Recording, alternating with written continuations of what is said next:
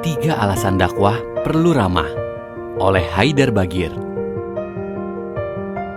Hai dai muda, ingatlah bahwa dakwah yang keras hanya akan menghasilkan pengikut yang terbatas. Untuk menarik minat anak muda, kita perlu menampilkan Islam yang penuh cinta. Sebagai bekal dakwah kita, mari simak ulasan Haidar Bagir yang penuh makna. Anak muda zaman sekarang penuh tekanan, butuh ketentraman dari dakwah agama. Anak-anak muda sekarang ini kan melihat kehidupan ini sudah menjadi banyak sumber stres lah. Tekanan hidup ini makin lama makin besar. Dulu saya misalnya umur 40 tahun masih nggak punya duit itu hal biasa. Kalau anak sekarang 25 tahun belum punya rumah atau 30 tahun belum punya rumah, sudah merasa hidupnya tidak berhasil ya. Terlalu banyak tekanan, sehingga ketika mereka mau pergi ke agama itu mereka mencari ketentraman ya, mencari naungan, mencari cinta kasih ya.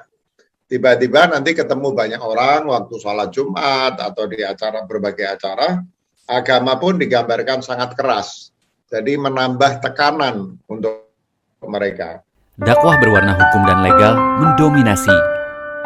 Perlu alternatif dakwah welas asih.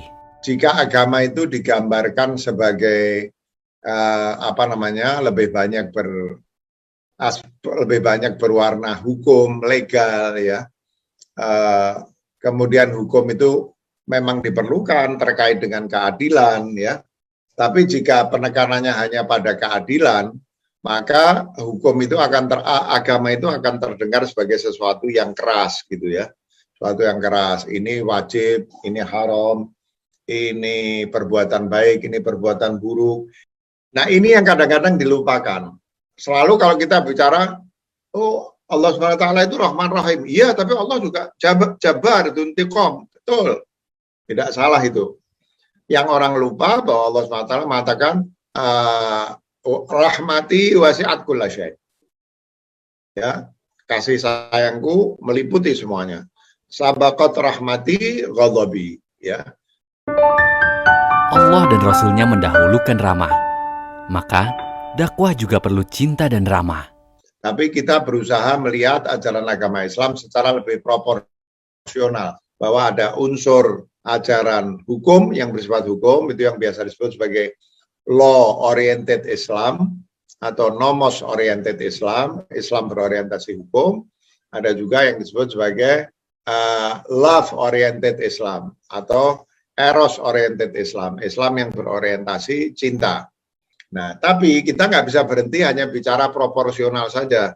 Dalam penelitian banyak ahli, meskipun kedua unsur itu ada, unsur cinta ini lebih, atau rahmah, itu lebih dominan. Itu bukan kita karang sendiri, ya. Misalnya di dalam Al-Quran dikatakan, Allah SWT itu mewajibkan atas dirinya rahmah. Kemudian Allah mengatakan rahmati wasi'at kulla syai'. Kasih sayangku itu meliputi semuanya. Tidak ada apapun yang tidak diliputi kasih sayang. Termasuk kemarahannya Allah. Murkanya Allah itu juga diliputi kasih sayang. Mari dai muda, kita teladani Allah dan Rasul-Nya dalam menyiarkan agama. Dakwah yang penuh kasih sayang dan cinta.